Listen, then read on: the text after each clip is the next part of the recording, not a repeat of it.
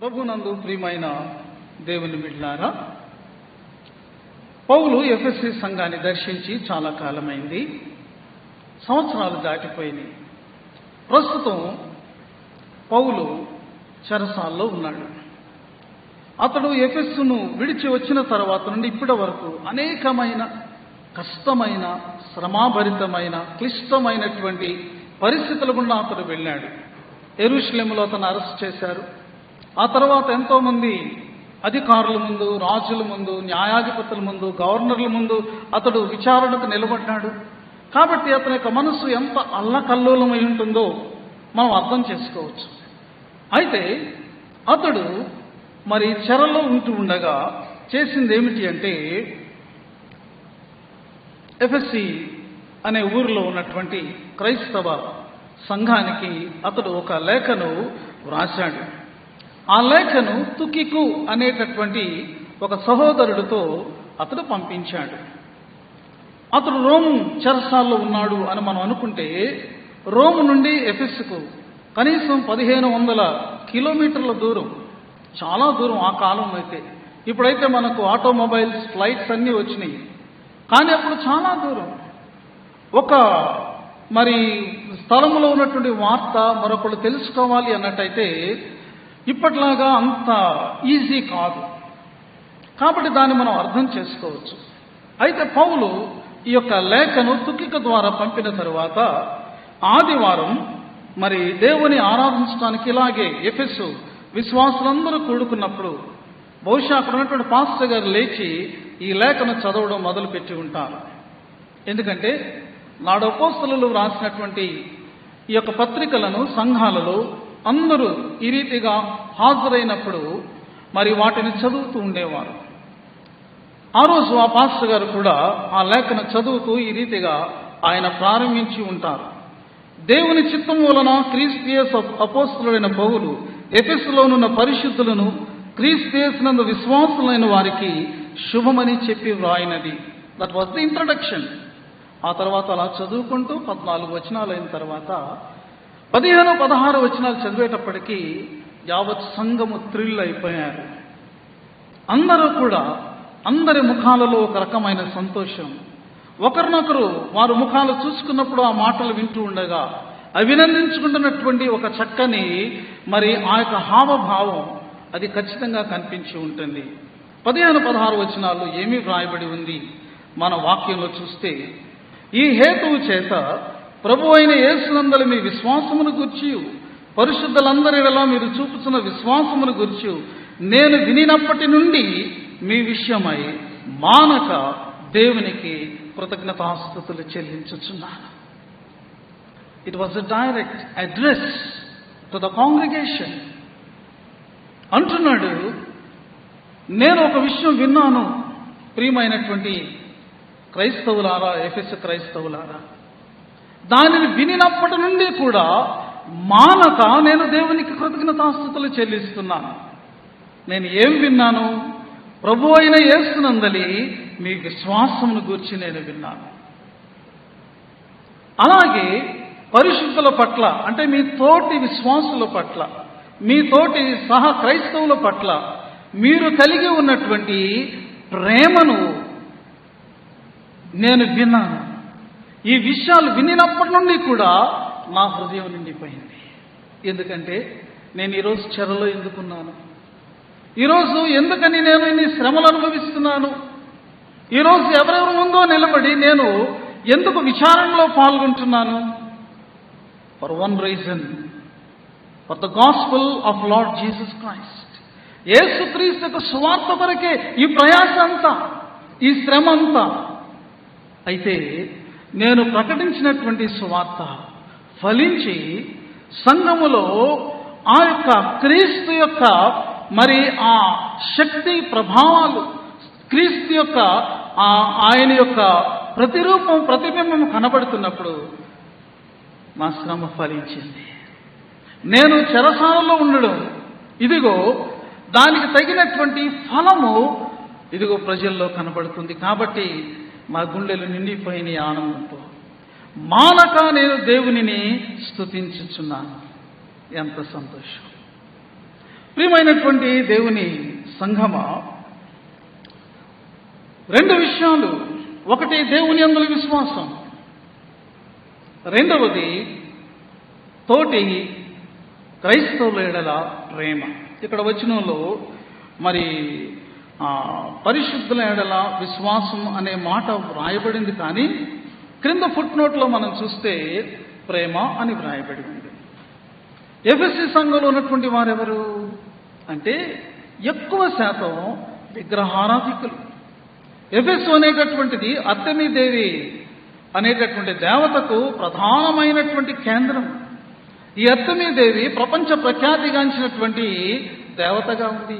ప్రపంచం నలుమూలల నుండి కూడా ప్రజలు ఆ దేవత గుడికి వెళ్ళి అక్కడ ఆ దేవతను పూజించుకుంటారు.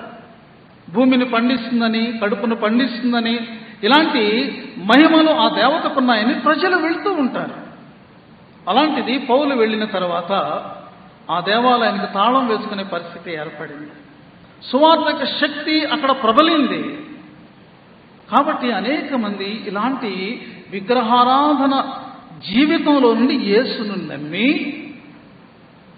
వారి యథార్థమైనటువంటి విశ్వాసంతో, సడలనటువంటి విశ్వాసంతో యేసుని హత్తుకొని ఆ విశ్వాసంలో వారు జీవిస్తున్నారు. అన్యమైనటువంటిది ఏది కూడా వారి యొక్క విశ్వాసాన్ని అది అపవిత్రపరచకుండానట్లు వారు అంత ఖచ్చితమైనటువంటి విశ్వాసాన్ని కలిగి ఉంటున్నారు. దైవజనుడికి ఎంత సంతోషం. రెండవది, వారు క్రైస్తవులు సంఘంలో ఉన్నటువంటి ఒకరు మరొకరి పట్ల ఎలాంటి మరి భావాన్ని వారు వ్యక్తీకరిస్తున్నారు అని మనం ఆలోచించినట్లయితే అక్కడ వ్రాయబడి ఉన్నది, మూల భాషలో వ్రాయబడినటువంటి మాట ఏంటంటే అగాపేన్ అనే మాట. దైవ సంబంధమైనటువంటి ప్రేమ, అది నిష్కళంకమైనటువంటి ప్రేమ, నిర్మలమైనటువంటి ప్రేమ, నిర్దోషమైనటువంటి ప్రేమ. ఇలాంటి ప్రేమతో ఒకరిని ఒకరు వారు గౌరవించుకుంటూ ఉన్నారు. 2 basic foundations for the church. ఈ యొక్క మూలమైనటువంటి 2 మరి ఆ యొక్క పునాది స్తంభాలు లాంటివి మనం చూస్తున్నాం. దేవుని యందు విశ్వాసము, సంఘము ఎడల, తోటి విశ్వాసుల ఎడల ప్రేమ. ఎక్కడైతే 2 జతవుతాయో ఆ సంఘము ఆరోగ్యకరమైనటువంటి సంఘం. ఎక్కడైతే 2 ఉంటాయో ఆ సంఘము అభివృద్ధి చెందుతున్న సంఘము. ఈ 2 ఎక్కడ ఉంటాయో ఆ సంఘము జీవము గల దేవుని యొక్క సంఘము. ఈరోజు మన సంఘం అలాంటి ప్రశంసను పొందేటటువంటి రీతిగా ఉన్నదా మనం పరిశీలన చేసుకోవాలి. ఎఫెసు సంఘాన్ని పొగట్టానికి కాదు ఇది. ఆ సంఘాన్ని మన ముందు పెట్టుకుని మనము ఏ స్థాయిలో ఉన్నామో మనం ఆలోచించుకోవలసినటువంటి వారముగా మనం ఉంటూ ఉన్నాం. ప్రియమైనటువంటి వారులారా, 1964వ సంవత్సరంలో మన సంఘము స్థాపించబడింది అని మనం జ్ఞాపకం చేసుకున్నాం. 1989వ సంవత్సరంలో సంఘం సిల్వర్ జూబ్లీ సెలబ్రేట్ చేసుకుంది, రజతోత్సవం. It's a very good celebration, a very happy occasion. అయితే మనం జ్ఞాపకం చేసుకోవాలి, రజతోత్సవం అనేటటువంటిది రజతానుభవాన్ని మనకు అనుగ్రహించిందా లేదా? 25 yearsలో మనము ఏ స్థాయికి ఎదిగామో ఒకసారి మనం జ్ఞాపకం చేసుకోవాలి. సిల్వర్ దేనికి గుర్తుగా ఉందో తెలుసా? బైబిల్ ప్రకారంగా 2 చాలా ప్రాముఖ్యమైన విషయాలకు అది గుర్తుగా ఉంది. సిల్వర్ ఒకటి ఏమిటంటే విమోచన, రిడెంప్షన్. విమోచించబడినటువంటి సంఘం పాప శాపముల నుండి, లోక ఆచారాల నుండి, ఇదిగో సాతాను యొక్క బంధకము నుండి, ప్రతి విధమైనటువంటి ఇదిగో యొక్క అన్య సంబంధమైనటువంటి వాటన్నిటి నుండి కూడా విమోచించబడినటువంటి అనుభవంలోనికి ఎదిగినటువంటి స్థితి. రెండవది, సిల్వర్ ఏం సూచిస్తుందంటే it speaks about the purity, పవిత్రతకు గుర్తుగా ఉంది. సంఘము స్థాపించబడిన నాటి నుండి ఇదిగో 25 సంవత్సరాలు అయ్యేటప్పటికీ దాని పవిత్రతలో అది ఎదిగినది అనుభవం. కాబట్టి రజతోత్సవం రజితానుభవాన్ని మనకు కలిగించిందా? ఒక సెలబ్రేషన్గా మనం దాన్ని ముగించుకొని మనం దాన్ని దాటి వచ్చేసామా? జ్ఞాపకం చేసుకోవాలి. 2014వ సంవత్సరంలో సంఘం స్వర్ణోత్సవాన్ని జరుపుకుంది, గోల్డెన్ జూబిలీ. ఇంకా సంతోషం, 50 సంవత్సరాల సంఘం దాటింది. దేవునికి వందనాలు. అయితే ఒక స్వర్ణోత్సవం స్వర్ణానుభవాన్ని కలిగించిందా? మనం జ్ఞాపకం చేసుకోవాలి. స్వర్ణానుభవం ఏమిటి?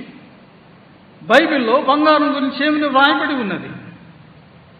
నశించిపోవు సువర్ణము అగ్నిచేత పరీక్షింపబడుతున్నది కదా. దానికంటే అమూల్యమైనటువంటి మీ విశ్వాసము శోధనల చేత పరీక్షకు నిలిచినదై ప్రభు ప్రత్యక్షమైనప్పుడు మెప్పు, మహిమ, ఘనత కలుగుటకు కారణమగును అని వ్రాయబడి ఉన్నది.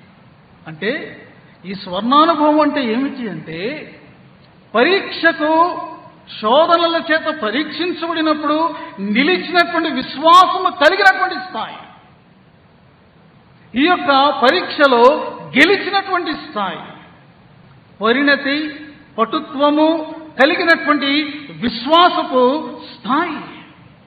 మరి 50 సంవత్సరాలలో సంఘము ఆ స్థాయికి ఎదిగిందా? సెలబ్రేషన్ చేసుకుని మనం ఆగిపోయామా?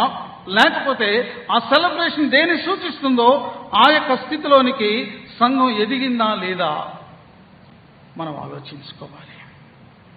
మరి 2 వారాల క్రితము మనం జరిగించుకున్నటువంటిది డైమండ్ జూబిలీ, వజ్రోత్సవం. మరి యొక్క వజ్రోత్సవపు ఈ పీరియడ్లో నేను, నా సహకాపరులు ఇక్కడ పనిచేయడం మాకు కూడా ఎంతో సంతోషకరం. ఇలాంటి సంఘంలో ఇలాంటి ఘనమైనటువంటి వేడుక జరుగుతున్న సమయంలో మేము ఇక్కడ కాపరులుగా ఉండడం మాకు కూడా సంతోషకరమైనటువంటి విషయమే. వజ్రం మనందరికీ కూడా చాలా మన మనసులో గొప్ప విలువగా అనిపించేటటువంటిది.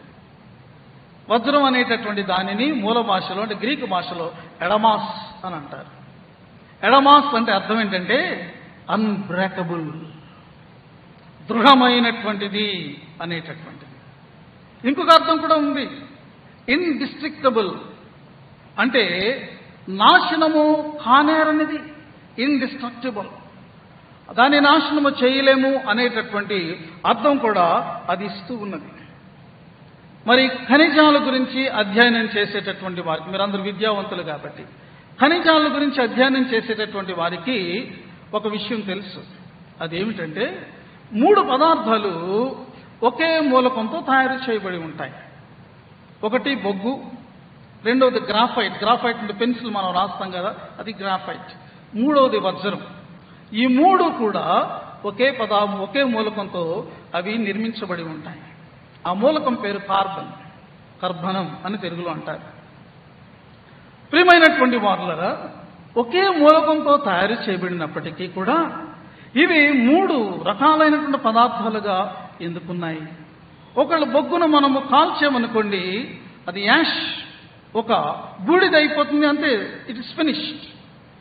గ్రాఫైట్ ఉందనుకోండి, మనం పెన్సిల్లో పెట్టి దాన్ని వ్రాసినప్పుడు అది అరిగిపోతుంది, అది అక్కడతో అయిపోతుంది. కానీ వజ్రం 1000 సంవత్సరాలు అది తన యొక్క మెరుగుతో తళుకు లీనుతూనే ఉంటుంది. ఎందుకు యొక్క డిఫరెన్స్? మూలకం ఒకటే అయినప్పటికీ కూడా ఈ పదార్థాల్లో ఎందుకు యొక్క విభేదం ఉన్నది అంటే, వాటిలో ఉన్నటువంటి అణువుల యొక్క అమరికలో ఉన్నటువంటి తేడా అదేనండి. ఈ వజ్రాల గురించి మీరు విని ఉంటారు. వజ్రం ఎంత విలువ కలిగి ఉంటుంది? 7వ నిజాం దగ్గర ఒక వజ్రం ఉండేది. ఆ వజ్రం పేరు జాకబ్ వజ్రం, జాకబ్ డైమండ్. అయితే ఆయన చాలా కాలం దాన్ని పేపర్ వెయిట్గా వాడుకున్నాడట. తరువాత భారత ప్రభుత్వం దాని యొక్క విలువను గ్రహించి దానిని కొనడం జరిగింది. 1995వ సంవత్సరంలో దాన్ని కొన్నప్పుడు దాని ధర ఎంత అంటే $13 మిలియన్. ఒకవేళ మన యొక్క రూపీస్లోకి మనం కన్వర్ట్ చేసుకుంటే 108 కోట్ల 53,12,800 రూపాయలు ఒక వజ్రం. దాని సైజు ఎంత ఉంటుంది ఆలోచించండి. ఎంత కాస్ట్.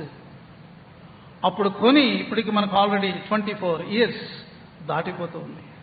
95 నుంచి 24 అంటే ఆల్మోస్ట్ మనం 29 years అయిపోతుంది.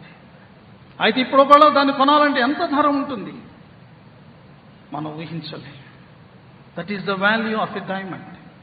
దానికంటే అత్యంత విలువైనటువంటి డైమండ్ మరొకటి ఉన్నదండి. ప్రకాశమానమైనటువంటి డైమండ్ ఉంది. 1300 సంవత్సరాల నుండి కూడా దాని ఉనికి గురించి చెప్పబడుతూనే ఉంది. అయితే 17వ శతాబ్దంలో ఇరాన్ నుండి ఇరాన్ బాద్షా ఢిల్లీ వచ్చాడు ఇక్కడున్న రాజును జయించడానికి. జయించిన తర్వాత ఢిల్లీ రాజు దగ్గర నుంచి ఆ యొక్క డైమండ్ని తీసుకున్నాడు. దాన్ని అతను చూసి ఆశ్చర్యపోయి తన్మయుడై ఏమన్నాడు తెలుసా? పర్షియన్ భాషలో కోహ్ ఇనూర్ అని అన్నాడు. కోహ్ అంటే పర్వతం, నూర్ అంటే కాంతి. ఒక్కసారి తన్మయుడై ఆ యొక్క డైమండ్ చూసినప్పుడు అతను ఏమన్నాడంటే ఇది కాంతి పర్వతం అన్నాడు. కాంతి పర్వతాన్ని మనం ఎప్పుడైనా చూసామా? తన్మయుడై అతను పలికినటువంటి మాట. ఆ తర్వాత అది ప్రపంచంలో అనేక దేశాలు, అనేక రాజుల యొక్క చేతుల్లోనికి వెళ్ళి చిట్ట చివరికి బ్రిటిష్ రాయల్ క్రౌన్లో అది పొదగబడింది. ఎంత వాల్యూ ఉంది ఒక డైమండ్కి అని మనం ఆలోచించాలి. ప్రియమైనటువంటి వారులారా, బొగ్గులో, గ్రాఫైట్లో, డైమండ్లో ఉన్నటువంటి మూలకము కార్బనే అయినా వాటి యొక్క అణువుల అమరిక తేడాను బట్టి డైమండ్లో ఉన్నటువంటి అణువులు ఎలా ఉంటాయి అంటే ఒక అణువు దాని చుట్టూ ఉన్న ప్రతి అణువుతో కూడా చాలా బలముగా బంధించబడి ఉంటుందట. ఆ యొక్క స్ట్రాంగ్ బాండ్ వలన అది వజ్రమైంది. So a diamond stands for the unity and the strength. అందువలన ఆ యూనిటీ, ఆ స్ట్రెంగ్త్ ఉన్నందువలన దానికి బ్యూటీ వచ్చింది, వాల్యూ వచ్చింది, డ్యూరబిలిటీ వచ్చింది. వజ్రోత్సవం జరుపుకున్నటువంటి సంఘము వజ్రానుభవంలోనికి వెళ్ళాలి అన్నట్టయితే సంఘంలో ఒక అణువుగా ఉన్నటువంటి ప్రతి విశ్వాసి తన చుట్టూ ఉన్నటువంటి అంటే సంఘంలో ఉన్న ప్రతి మిగిలినటువంటి విశ్వాసులతో బలమైనటువంటి ఆత్మీయ బంధముతో బంధించబడాలి. That is very important. Diamond jubilee ఎలా జరిగింది? చాలా బాగా జరిగింది. చాలా సంతోషం. Really we are happy. కానీ ఈ యొక్క వజ్రానుభవం ఉందా? Diamond experience, having the spiritual strong bond.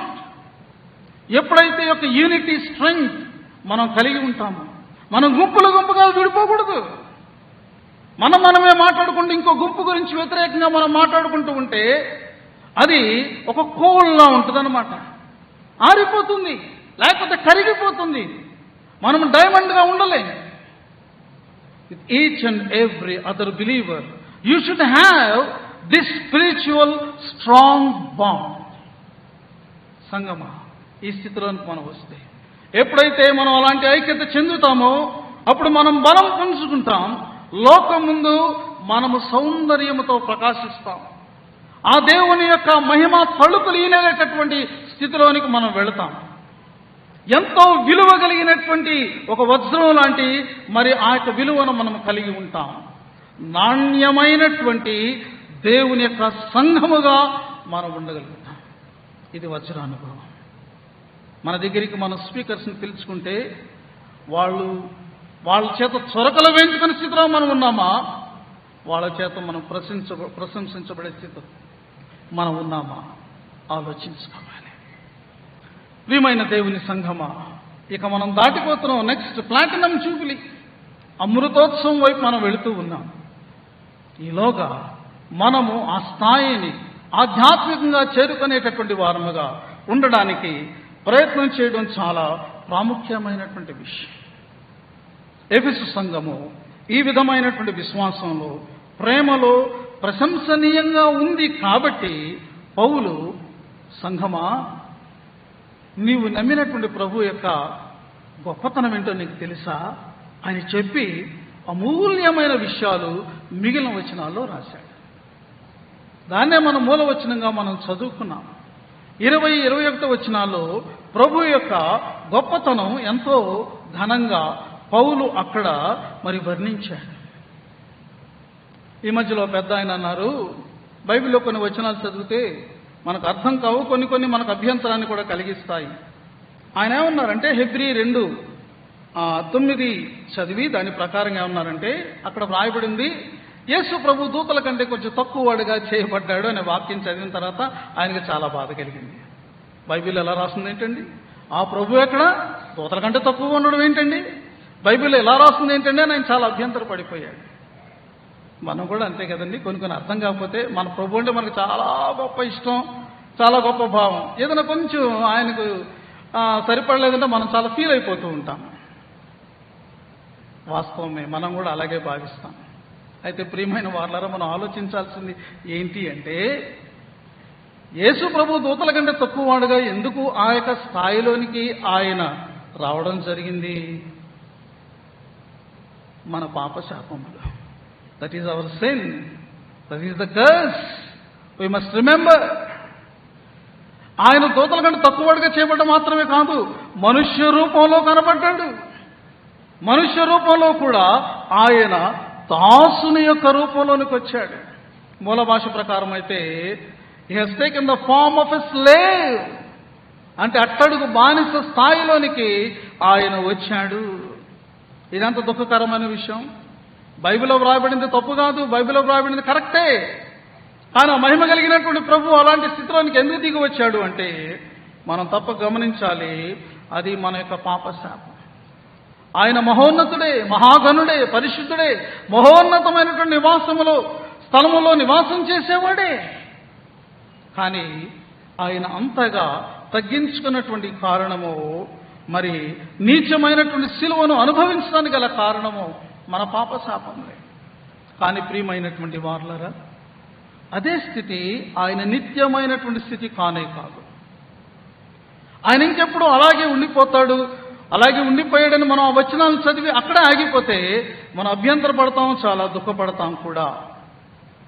అయితే ఆయన మృతులలో నుండి లేచాడు అని పౌలు ఇక్కడ సంఘానికి మరలా జ్ఞాపకం చేస్తున్నాడు. దేవుడు తన యొక్క బలాతిశయము చేత క్రీస్తును మృతులలో నుండి లేపి అనే మాట వ్రాయబడింది. బ్రూస్ అనేటటువంటి పండితుడు ఈ విధమైన కొటేషన్ చెప్పాడు. ఆయన ఏమన్నాడంటే, క్రీస్తు మరణము దేవుని అపార ప్రేమ యొక్క ఉత్కృష్ట ప్రదర్శన అని అన్నాడు. ఇంకా క్రీస్తు యొక్క పునరుద్ధానము దేవుని అపరిమితమైన శక్తి యొక్క ఉత్కృష్ట ప్రదర్శన. దేవుడు తన బలాతిశయమును వినియోగించి క్రీస్తును మృతులలో నుండి లేపాడు. There we see the supreme power of God. దేవుని యొక్క ఉత్కృష్టమైనటువంటి శక్తి ఎలా ఉంటుందో పునరుద్ధానాన్ని చూస్తే మనకు అర్థమయ్యింది. అయితే ఆయన పునరుద్ధానుడై ఆగిపోయాడా? లేదండి. ఆయన పునరుద్ధానుడై ఆరోహణుడై తండ్రి కుడి పార్శ్వమున ఆసీనుడయ్యాడు. కొన్నిసార్లు మెమోరియల్ సర్వీసెస్ అప్పుడు, లేకపోతే ఎవరైనా చనిపోయినప్పుడు ఆదరించే మాటలు కానీ ప్రార్థనలు కానీ వింటే కొంత విపరీతంగా ఉంటాయి. వీళ్ళు ఏం చేస్తారంటే ప్రార్థనలు, ప్రభువా నీ దాసుడు చనిపోయాడు, నీ దాసురాలు చనిపోయాడు, నీ కుడి పక్కన కూర్చోబెట్టుకున్నందుకు నీకు వందనాలని వీళ్ళకి కూర్చోబెట్టేస్తారు. మీరు ఎప్పుడైనా విన్నారా ప్రార్థన? ఏమండి, దేవుడు తన కుడి పక్కన కూర్చోబెట్టేస్తున్నాడంట వాడిని. ఎంత పరలోకం వెళ్ళడమే చాలా గ్రేట్. ఏమండి, ఆ విషయంలోనే చాలా మంది క్రైస్తవులకు ఇంకా డౌట్. ఏకంగా కుడిపార్శ్వమున, తండ్రి కుడిపార్శ్వమున అంటే యేసు ప్రభుని లేపేశా? ఎంత చిత్రంగా ఉంటుందో మన భక్తి. కొన్నిసార్లు మన విపరీతమైన మాటలు ఎంత హాస్యాస్పదంగా ఉంటాయో చెప్పలే. దయచేసి అలాంటి ప్రార్థన చేయకండి. అది సరైన ప్రార్థన కాదు. మీకు వాళ్ళ మీద అభిమానం ఉంటే వేరే రీతిగా తీర్చుకోండి, కానీ ఈ రీతిగా ప్రార్థన చేసి మీరు తీర్చుకునేటటువంటి ప్రయత్నం చేస్తే అది కొంచెం ఓవర్ యాక్షన్ అవుతుంది. దేవుని సేవకుడిగా నేను చెప్పక తప్పదు ఈ విషయాలు. అది యేసుక్రీస్తు ఆసీనుడైనటువంటి ఆయన ఈ లోకంలో ఆయన శ్రమపడి మరణించి ఆయన పునరుద్ధానుడై తండ్రి తనకు అప్పగించిన పనిని పూర్తిగా నెరవేర్చి, ఎవరు చేయలేరు పని, ఆయన దానికి అర్హుడై అక్కడ ఆసీనుడయ్యాడండి. దాన్ని మనం తెలుసుకోవాలి. ప్రియమైనటువంటి వారలారా, మరి యొక్క రైట్ సైడ్, తండ్రి యొక్క కుడి పార్శ్వమున అంటే అర్థం ఏంటో తెలుసా? That is a place of great honour. చాలా గొప్ప గౌరవ ప్రదమైనటువంటి స్థానము అని అర్థం. అంత మాత్రమే కాదు, it is the place of absolute power. సంపూర్ణమైనటువంటి శక్తికి అది గుర్తుగా ఉంటూ ఉన్నది. It is also the place of full authority. సంపూర్ణమైనటువంటి అధికారానికి అది సూచనగా ఉంది. దీని అర్థం ఏంటంటే, యేసుప్రభువు వెళ్ళి దేవుడు పెద్ద కుర్చీ మీద కూర్చుంటే పక్కన చిన్న కుర్చీ మీద యేసుప్రభువు కూర్చున్నాడు, అది కాదు ఇక్కడ అర్థం. దీని అర్థం ఏంటంటే, the exalted status of Jesus Christ. యేసుక్రీస్తు యొక్క స్థానం ఏంటి? యేసుక్రీస్తు యొక్క స్థాయి ఏంటి? That is the exalted status of our Lord Jesus Christ. ఏమంటున్నాడు పౌలు ఇక్కడ మనం ఆలోచన చేస్తే, మొదటి అధ్యాయంలో మనము 21వ వచనాన్ని చదువుకుంటే ఈ రీతిగా వ్రాయబడింది. 21 వచనాలు ఒకసారి ధ్యానపూర్వకంగా గమనించండి. ఆయన ఆ బలాతిశయము చేత క్రీస్తుని మృతుల్లో నుండి లేపి సమస్తమైన ఆధిపత్యము కంటెను, అధికారము కంటెను, శక్తి కంటెను, ప్రభుత్వము కంటెను, ఈ యుగమునందు మాత్రమే గాక రాబో యుగమునందును పేరు పొందిన ప్రతి నామము కంటెను ఎంతో హెచ్చుగా పరలోకమునందు ఆయనను తన కుడి పార్శ్వమందు కూర్చుండబెట్టుకొని ఉన్నాడు. ప్రియమైనటువంటి వారలారా, కీర్తనాకారుడు అన్నాడు, ఆయన తన ఆవేదనను తెలియచేస్తున్నాడు. నా ప్రాణమా, నాలో నీవేళ కృంగి ఉన్నావు, నాలో నీవేళ తొందరపడుచున్నావు. ఇంకా చెప్తున్నాడు, నా ప్రాణము నాలో కరిగిపోవచ్చున్నది.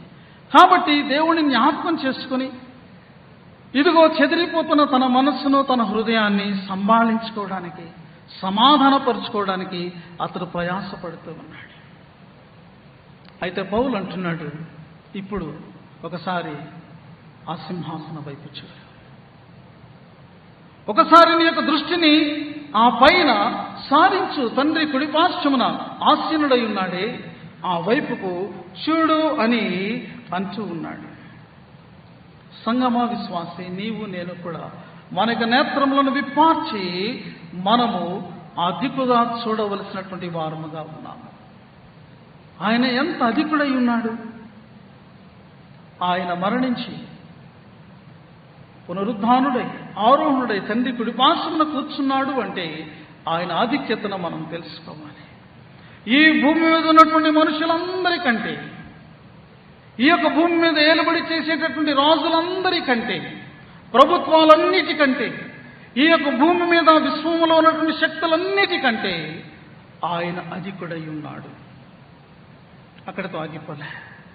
రెండవది ఏమిటి అంటే, ఇదిగో ఆయన వాయుమండలంలో ఉండేటటువంటి అధికారములన్నిటికంటే, ఆకాశంలో ఉండేటటువంటి మరి అంధకార సంబంధమగు లోకనాథుల కంటే, వారి యొక్క ప్రధానుల కంటే, వారికి ఉన్నటువంటి శక్తియుక్తుల కంటే కూడా అధికుడై ఉన్నాడు.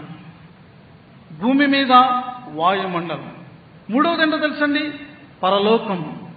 పరలోకంలో ఉన్నటువంటి వివిధ ర్యాంకుల్లో ఏంజల్స్ ఉంటారు. ఆ యొక్క ర్యాంక్స్ అన్నిటికంటే పైన అక్కడ ఇదిగో ఆ యొక్క మహిమ సింహాసనము చుట్టూ సింహాసనాసీనులైనటువంటి 24 పెద్దల కంటే, అక్కడ ఉన్నటువంటి 4 చిత్రమైనటువంటి జీవుల కంటే, పరలోక సైన్య సమూహముల కంటే, కోటాన కోట్ల దూతల కంటే ఆయన అధికుడై ఉన్నాడు. He is just supreme. ప్రతిదీ కూడా ఆయన యొక్క పాదముల క్రింద మాత్రమే ఉంది అని మనం తెలుసుకోవాలి. అందుకని యేసుక్రీస్తు ప్రభువారు అన్నారు,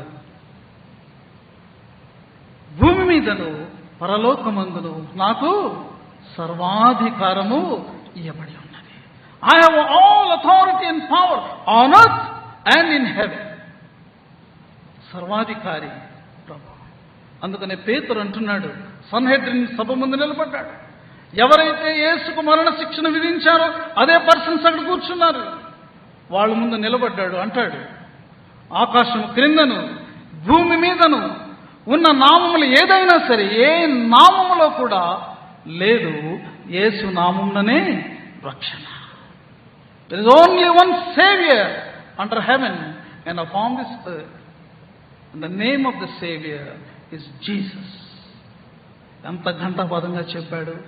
సన్హెడ్రిన్ సభలో ఉన్న వాళ్ళందరూ అదిరిపడ్డారు అతని యొక్క అధికారానికి. అతని యొక్క అంత బలంగా చెప్పేటప్పటికీ వాళ్ళు గడగడలాడి ఏమి చేయాలో పారిపోక వారు ఆలోచనలు చేయడం మొదలుపెట్టారు. ఆయన అధికారాన్ని ఉపయోగించుకుంటే ఎలా ఉంటుంది అనేటటువంటి సత్యాన్ని మనము చూస్తున్నాం. సంగమా, మనము ఏమి చేయాలి? బెత్లెహేములో ఒక తొట్టెలో పరుండబెట్టబడినటువంటి శిశువుగా ఉన్నటువంటి యేసు దగ్గర ఆయనను చూస్తూ మనం ఆగిపోకూడదు. లేకపోతే యొక్క యూదయ, గలిలయ, సమరయ వీధుల్లో, పురములలో ఆయన సంచరిస్తూ బోధలు చేస్తూ స్వస్థతలు చేస్తున్నటువంటి యేసును చూస్తూ ఆగిపోకూడదు మనం. లేకపోతే కల్వరిగిరి దగ్గరికి వచ్చి ఎంతో దీనుడుగా సిలువలో శిరమును వంచి శ్రమ పడుతూ మరణిస్తున్నటువంటి యేసు దగ్గర మనం ఆగిపోకూడదు. ఇవన్నీ కూడా ఒక్కొక్క మజిలీలు. కానీ దాటిపోవాలి. ఎక్కడికి మనం రావాలి అంటే, ఇదిగో ఈరోజు మరణ పునరుద్ధానాలు పొంది ఆరోహణుడై దేవుని యొక్క కుడిపార్శ్వమున ఆసీనుడైనటువంటి యేసు మీద నీ దృష్టి నిలిచిపోవాలి. చాలాసార్లు సంఘం చేస్తుందంటే బెత్లెహేం దగ్గర ఆగిపోతుంది, లేకపోతే ఒక వీధుల్లోనే ఆగిపోతుంది, లేకపోతే కల్వరి గిరి దగ్గర ఆగిపోతుంది. యేసు యొక్క స్థితి అది కాదు నేడు. వాటన్నిటి మనం దాటి వచ్చాం. Lift up your eyes and behold the glorified saviour. మహిమలోనికి ప్రవేశించినటువంటి ఆ యొక్క రక్షకుణ్ణి మనము చూడాలి. ఆ మహిమ దృశ్యం వద్ద నీ యొక్క చూపు నిలవాలి. ఆరోహణం తరువాతి ఆదివారం మన లెక్క కరెక్ట్గా ఉంటుంది. యేసు ప్రభు వారు పునరుద్ధానుడైన తర్వాత కరెక్ట్గా 40th డే ఎప్పుడు వస్తుందంటే ఈస్టర్ తరువాతి ఆదివారము తరువాతి గురువారం వస్తుంది. అంటే పోయిన వారంలో గురువారం 40 days. అప్పటి నుంచి మళ్ళీ నెక్స్ట్ సండే వరకు మీరు లెక్కేసుకోండి 10 days పరిశుద్ధాత్మిక కుమ్మరింపు. ఆరోహణుడైనటువంటి యేసు ఆయన ఆరోహణమైనప్పుడు సమస్తమును నింపుచున్న వానిగా ఆయన వెళ్ళాడు. అంటే ఈ విశ్వం అంతా కూడా ఆయన ఆవరించువాడుగా కనబడుతున్నాడు. అందుకని థియోలాజియన్స్ ఈ యొక్క స్థితికి ఒక పేరు పెట్టారు. ఏమన్నారంటే కాస్మిక్ క్రైస్ట్ అని అన్నారు. విశ్వక్రీస్తు. ఇప్పుడు ఆయన కనుసన్నలలోనే సమస్తము కూడా ప్రతీది కూడా అది జరుగుతూ ఉంటూ ఉన్నది. ప్రియమైన వారులారా, ఆయన అధికారం క్రింద లేనిది ఈ విశ్వంలో ఏది కూడా లేదండి. Everything is under his authority. ఆయన జ్ఞానమునకు అతీతముగా ఏది కూడా ఈ లోకంలో జరగటం లేదు. Everything that happens in this world he knows it. ఆయనకు తెలుసు. దాన్ని మనం గమనించాలి. అందుకే చక్కని కీర్తన మనం ఆలపించాలి. శిల్వధారి అయిన వాడు ఆయన సర్వాధికారి, మోక్షాధికారి, మహోపకారి. ఎంత వాస్తవంగా భక్తుడు రాశాడు. అన్ని విషయాల్లో ఆయన అధికారేనండి. సిలువలో కూడా ఆయన అధికారి. అక్కడ నుండి ఆయన సర్వాధికారిగా ఈ లోకంలో తను తాను ఆయన ప్రత్యక్షపరచుకున్నాడు. ఈ ఆరోహణం తర్వాత ఆదివారానికి ఒక పేరు ఇవ్వబడింది. లాటిన్ భాషలో పేరు ఏమిటంటే ఎక్సౌదీ. దాని అర్థం ఏంటంటే లిజన్ ఈ, మీరు వినండి, ఆలకించండి. ఏమి ఆలకించాలి మనం? క్రీస్తు వచ్చే వరకు క్రీస్తు యొక్క సువార్తను ఆలకిస్తూ ఉండాలి. ఆయన మాటలను మనం ఆలకిస్తూ ఉండాలి. ఆలకిస్తూ ఆచరిస్తూ మనం సిద్ధపడుతూ ఉండాలి. ఈరోజు సువార్త వాక్యం ఏంటి? ఈరోజు ఆయన మనకు సెలవిచ్చినటువంటి మాటలు ఏంటి? యేసుప్రభు వారు భూలోకంలో ఉన్నప్పుడు ఆయన అన్నారు, మీ యొక్క కడుపులో నుండి, మీ యొక్క హృదయంలో నుండి మరి జీవ జల నదులు పారాలి. Rivers of life must flow from your heart. ఇది నా యొక్క పిలుపు, ఇది నా యొక్క ఏర్పాటు మీ విషయంలో. కాబట్టి మీరు అలాంటి మరి జీవనది ప్రవాహాలుగా మీరు ఉండాలి. నేను మిమ్మల్ని రక్షణతో అలంకరించాను. Every Christian is a saved person. రక్షించబడిన ప్రతి ఒక్కడు క్రైస్తవుడయ్యాడు. క్రైస్తవుడుగా నిజ క్రైస్తవుడుగా ప్రతి వాడు రక్షించబడిన వాడే. క్రీస్తు తన రక్షణతో మనల్ని అలంకరించాడు. అయితే అలా అలంకరించి ఆగిపోలే. ఆయన ఏమంటున్నాడో తెలుసా? ఇప్పుడు నేను మిమ్మను నా ఆత్మతో అభిషేకించాలని నేను ఆశిస్తున్నాను. నా ఆత్మ చేత మీరు నింపబడినప్పుడు మీరు జీవధారలను ప్రవహింపచేయగలుగుతారు. Rivers of life will flow from you. ప్రియమైన విశ్వాసీ సంగమా, ఇదే మన యొక్క పిలుపు, ఇది మన యొక్క పిలుపు. ఈరోజు సంఘంలో నుండి బయటకు ఏం ప్రవహించాలి? బయట ఏం వినపడాలి? బయట ఏమి కనపడాలి? ప్రజలు దేనిని వారు పొందుకోవాలి అంటే యేసుక్రీస్తు అనుగ్రహించేటటువంటి జీవం. నీ ఒక విశ్వాసిగా ఉన్నప్పుడు నీ డిపార్ట్మెంట్లో నువ్వు పనిచేస్తూ ఉంటే అక్కడ ప్రజలు నీలో నుండి ఏమి పొందుకోవాలి? They must receive the flow of the life. ఆ యొక్క జీవ ప్రవాహాన్ని వాళ్ళు పొందుకోవాలి. ఈరోజు వినండి, ఆయన నిన్ను జీవ ప్రవాహంగా, జీవనదీ ప్రవాహంగా నీలో నుండి ఆయన దానిని ప్రవహింపచేయాలని అనుకుంటున్నాడు. Are you ready? ఈ ఉదయకాలం దాని కొరకు సిద్ధంగా ఉన్నామా? యేసు వచ్చే వరకు, ఆరోహణమైన వాడు మరలా మనల్ని కొనిపోవడానికి తిరిగి వచ్చే వరకు సంఘము విశ్వాసి చేయాల్సిన పని ఇదే. ఆత్మ చేత నింపబడి జీవ ప్రవాహాలుగా ఉండాలి. కాబట్టి ప్రియమైన దేవుని సంగమా, ఈ ఉదయకాలం ఈ ప్రభుని యొక్క సువార్తను మన హృదయంలో చేర్చుకొని ఈరోజు మనం ఏ స్థితికి ఎదిగామో ఆ యొక్క స్థితిని నిజంగా మన యొక్క వ్యక్తిగత జీవితంలో, సంఘ జీవితంలో కలిగి ఉన్నామో లేదో పరీక్షించుకొని ఆ స్థితిలోనికి ప్రవేశించడానికి మనం ప్రయత్నం చేస్తూ జీవ ప్రవాహాలుగా ఈ లోకంలో కొనసాగిపోవడానికి దేవుని సహాయాన్ని కోరుకుందాం. పరిశుద్ధాత్మ దేవుడు అట్టి కృపను మనకు మెండుగా అనుగ్రహించునుగాక.